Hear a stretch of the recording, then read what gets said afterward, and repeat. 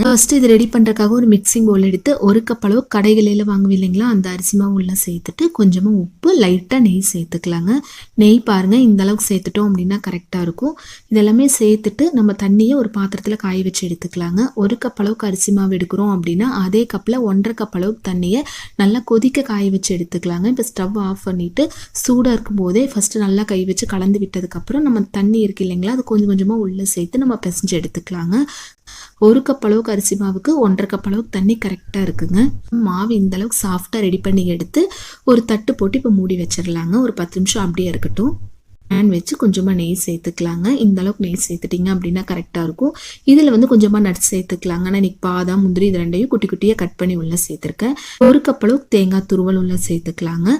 சேர்த்து மீடியம் ஃப்ளேமில் வச்சு நல்லா இந்த மாதிரி கலந்து எடுத்துக்கலாம். ஒரு 3/4 கப் அளவுக்கு நாட்டு சர்க்கரை உள்ள சேர்த்துக்கலாங்க. இதுக்கு பதிலாக துருணு வெள்ளம் இருந்துச்சு அப்படின்னா கூட நீங்கள் தாராளமாக உள்ள சேர்த்துக்கலாங்க.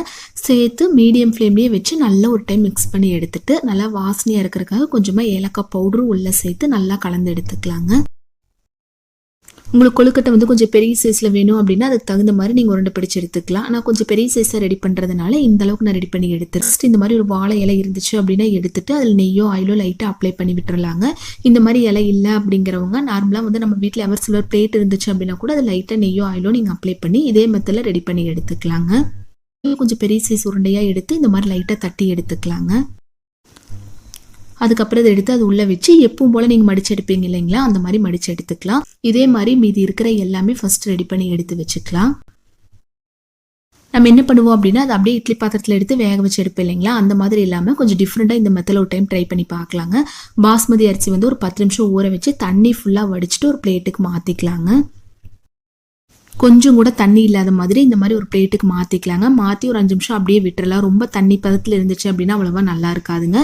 இந்த மாதிரி பாஸ்மதி அரிசி இல்லை அப்படின்னா நார்மலாக சாதமெல்லாம் செய்வோம் இல்லைங்களா, அந்த அரிசி கூட ஒரு 10 நிமிஷம் ஊற வச்சு எடுத்து சேம் இதே மெத்தட்லேயே நம்ம ரெடி பண்ணி எடுத்துக்கலாங்க. வாழை இலை இல்லை அப்படின்னா நீங்கள் அப்படியே கூட டைரெக்டாக வேக வச்சு எடுத்துக்கலாம். இப்போ எல்லாமே எடுத்து உள்ளே வச்சு நம்ம க்ளோஸ் பண்ணி வச்சிடலாங்க. மீடியம் ஃப்ளேமில் ஒரு 10 நிமிஷம் இருக்கட்டுங்க. அதுக்கப்புறம் நம்ம எடுத்து பார்க்கலாம். இப்போ கரெக்டாக 10 நிமிஷம் ஆச்சு. நம்ம ஓப்பன் பண்ணி பார்த்தோம் அப்படின்னா சூப்பராக வாழை இலை மணத்தோட சூப்பராக ரெடியாக இருக்குது பாருங்கள். எப்போவுமே ஒரே மாதிரி செஞ்சு கொடுக்குறதுக்கு கொஞ்சம் டிஃப்ரெண்ட்டாக இந்த மெத்தடில் இந்த வருஷம் ட்ரை பண்ணி பாருங்கள். டேஸ்ட் ரொம்ப ரொம்ப அட்டகாசமாக இருக்குங்க. பார்க்குறக்கே பாருங்கள் எவ்வளோ அழகாக இருக்குது அப்படின்னு. ட்ரை பண்ணி பார்த்துட்டு எப்படி வந்துச்சுன்னு உங்கள் ஃபீட்பேக் மறக்காமல் என் கூட ஷேர் பண்ணுங்கள்.